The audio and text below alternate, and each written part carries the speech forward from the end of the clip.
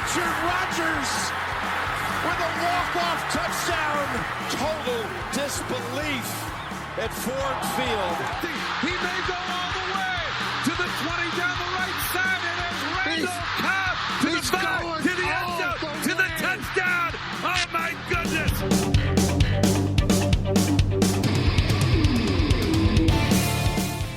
Hey everybody, welcome to the Green and Golden Boys podcast, a Packers podcast for fans that are starting to get a little bit concerned about our defense. Ooh. I am Marcus, and with me as always is Charles. Charles, how are you today? I'm good, how are you? I'm doing well. Today we are going to preview the Packers and the Cleveland Browns Christmas Day game at Lambeau Field. Charles, what are your first thoughts? When you think of the Browns and you think of this this AFC team or this matchup, what pops off right off the bat for you? When I think of the Browns, I think of a losing franchise that if we lose to them on Christmas Day, Christmas will be canceled forever. Is it safe to say that all you want for Christmas is a Packers win? That's all I want for Christmas. Yeah. No, the first thing that comes to mind when I think of the Cleveland Browns is that running game. Because that's kind of their strong point of this team. Baker Mayfield or Nick Mullins or who's the third quarterback who played here? Case Keenum. None of them have been a real big threat, and obviously they've lost OBJ. From a passing perspective, so it's you just referenced it. Our run defense is going to be the difference in this game and how we fare against Nick Chubb and company. Yeah, I would agree. I think we saw in that game last week against the Ravens how the loss of Kenny Clark, albeit temporarily, really affected our ability to stop the run. The Ravens are a good rushing team anyway. And just his absence was clear. From a defensive perspective, trying to stop the run up the middle, especially, and the guys on the edge were trying to get inside, and we couldn't really contain their quarterback. And I think if we have to deal with that again this week, it's going to be tough for our defensive front. But you just nailed the biggest difference between this team and the Ravens that we saw. First of all, it's uncanny in how closely who's the quarterback for the Ravens that we just played? Tyler Huntley, and Lamar Jackson. At times they looked like physically similar, and then their game, it was crazy how they modeled each other, right? So it was interesting to watch that last week. But the Cleveland Browns aren't that. There's a stat out. There's the defensive rushing stat out there against us. We're like 4.7 yards allowed against the rush. But when you take out the quarterback rushing, we're actually down to like 4.1. So we're decent at stopping the run. We really fall short, and we saw it last week, almost to result in a loss last week. We're not good at stopping those mobile quarterbacks, or at least as good as the traditional run game, which again is what Cleveland is all about. Yeah, and I wouldn't, like to your point, I wouldn't consider Baker Mayfield a mobile quarterback. I'd say like he's more mobile than the average quarterback, but he's not a Lamar Jackson or Huntley. He's going to try to stand in there and be a pocket passer if he plays, and I think the defense can have success against that. However, to your point again, this running game is the threat. They've already got over 1,000-yard rusher in Nick Chubb. Over 1,000 yards already on the season. He averages 5.4 yards a carry. That's the guy we need to stop, and I think that's kind of where it starts from a defensive perspective. Now, how about our offense against this defense? They've got some strong defensive players, a strong pass rusher, blanking on his name. Maybe you can help me out, but Myles Garrett. Yeah, that's it. 15 sacks on the season, I think, and he's a guy that we're going to have to contain and try to keep away from Aaron Rodgers to be successful. What do you think? Yeah, the two defensive players' names that I wrote down: Myles Garrett and then Denzel Ward. He's their best cornerback in an average secondary. I think they're literally average when it comes to secondaries in the NFL. And we know this offense. They can pick apart average. They can pick apart great defensive secondaries. So I'm not too concerned overall. I mean, we are big point favorites in this game, but Aaron Rodgers has been sacked 3 times in the last 3 games. So Myles Garrett is a real concern, and obviously secondaries look a lot better when they're getting after when their linemen are getting after the quarterback. So that is the kind of X factor here. If Myles Garrett kind of has his rookie MVP, I don't know if he actually was, but if he has a Myles Garrett type game, that this could be kind of like a grinder of a game, if you will. Like I'm thinking like what we saw against the Vikings and Bears on Monday night this last week. It could turn into one of those games if Myles Garrett kind of has plays crazy out there. Yep, and he's battling a groin injury right now. Hasn't practiced this week yet, so we'll see how effective he is. The other guy in this defense that concerns me a little bit is Davion Clowney. I mean, I think right now is on the COVID reserve list. We have yet to. I mean, maybe you know more than I do, but we don't know yet whether or not he's going to play. I'm not really sure, what's going on there. Again, the league can't disclose the vaccination status of the players, but if he plays, he on the other side could be a game wrecker too. We've seen. I'll be honest. I've been really on top of NFL news all year, especially doing this podcast. I am not certain on the new COVID rules that kind of seem to be updated last week essentially after all these games have been shifted around. Yep. So I don't know who's eligible to come back and when. Like for example, is Kenny Clark coming back here this week? I imagine so. It's been 10 days. Right. Yeah. I would expect him to. Marquez Valdez-Scantling is on the COVID list right now.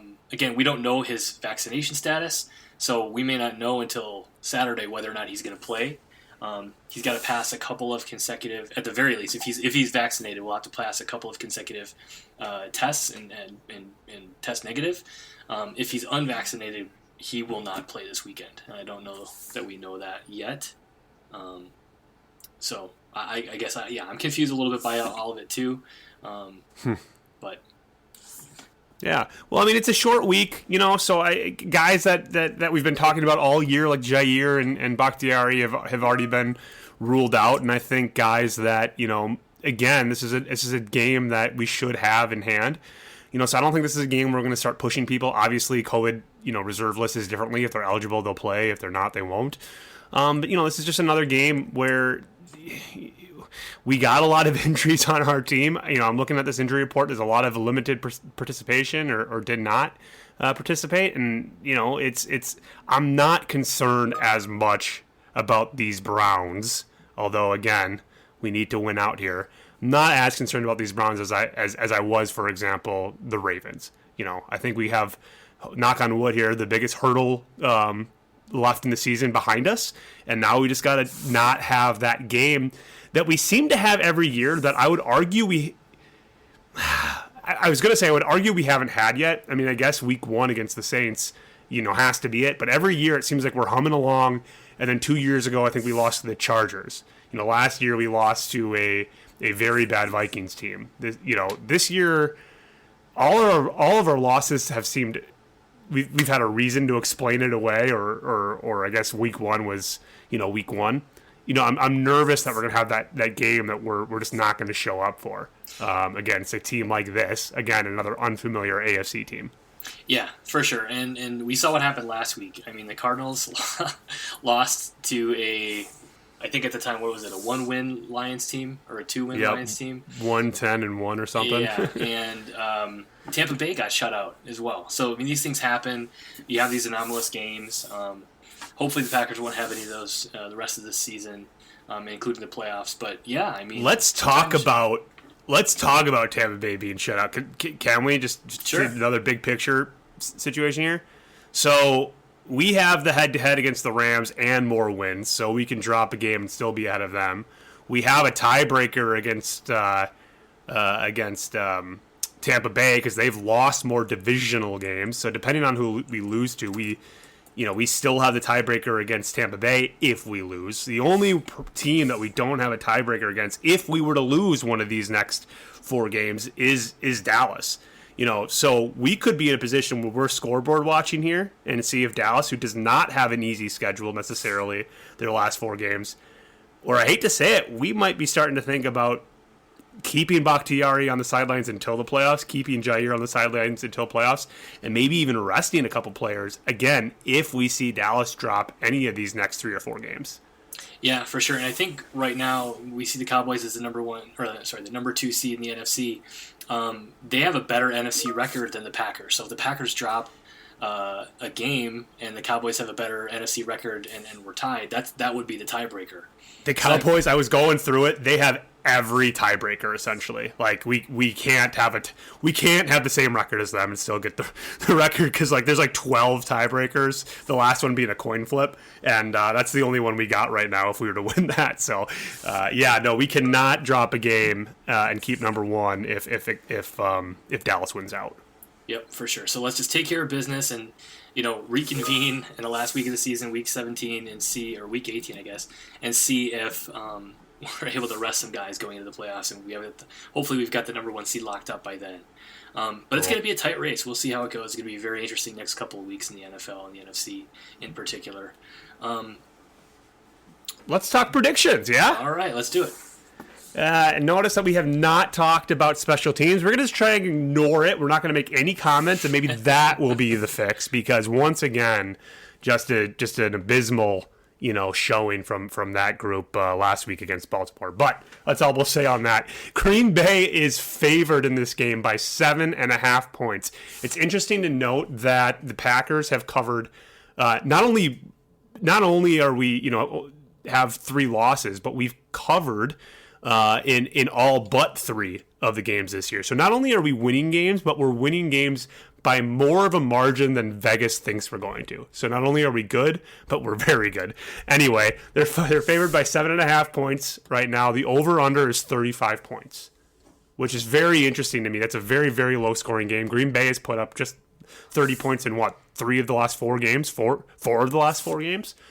Yeah, I think so. We're at home. We're at Lambeau. I haven't looked at the weather yet. I'm going to assume that it's going to be cold. I'm going to assume that it's going to be similar to what we're looking at right now. I think we blow this over-under out of the water. I think Green Bay alone puts up 28 points. And I can't imagine us holding Cleveland to only 7, just because it's the NFL and it's 2021. So I got the Packers winning this game 31 to 17, which would of course cover, but just blow by the over. How about you? Yeah, I like it. I mean, I like us at home. I think that energizes both sides of the ball a little bit, just having that home field advantage. It's going to be cold. Yeah, I think 33 degrees, probably around 30 degrees at kickoff. I'm going to go Packers. I'm going to go 27 to 17. Love it. Okay, so a little bit less scoring. You got 4 fewer points. Okay, that's interesting. We'll see where that falls. Beyond that, we already kind of laid out what the rest of the NFL is doing. I mean, really, the only other game that we care about right now is whoever the heck Dallas is playing, and hope for an upset there. Any other games you're interested in this week? No, not really. Nothing that I can think of. I'll keep my eye on Dallas. I'll keep my eye on Arizona for sure. Other than that, not really. Cowboys are playing Washington, it looks like, by the way. Right. And Washington is, they are right now 2 spots out of the playoff picture. And, with a win or 2, could be that, potentially be that 7 seed. Yeah, and a win from Washington. So this is fun. We're really rooting for Washington, because a Washington win kind of puts a little bit more of a dagger or more of a question mark in all of our Minnesota Viking fans out there. That is a team that the Vikings are hoping lose the next couple of games. So yeah, all in on Washington, baby. Let's go down to Jerry World and beat the Cowboys. Yeah, for sure. And I guess one game now that I'm thinking about it is Thursday Night Football. So